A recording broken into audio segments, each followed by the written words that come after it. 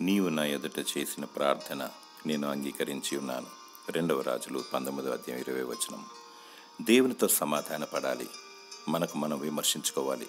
ప్రభు సన్నిధిలో హృదయాన్ని కుమ్మరించాలి.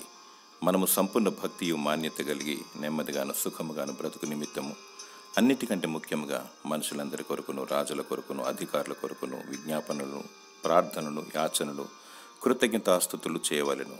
సర్వభూ ప్రపంచంలో ఉన్న సమస్త దేశాల కొరకు, వారి స్వస్థత కొరకు మరియు రక్షణ కొరకు ప్రార్థించుము. దేవుడు నీ మనవిని ఆలకిస్తాడు.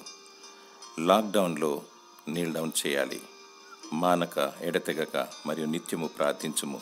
దివారాత్రములు దేవుని వాక్యమును ధ్యానించుము మరియు మనసంతటితోనూ దేవుని ఆరాధించుము. ప్రభు రాకడకై సిద్ధపాటు కలిగి ఉండుము. దేవుడు నీ ప్రార్థనకు ప్రతిఫలము దయచేయునుగాక. ఆమేన్.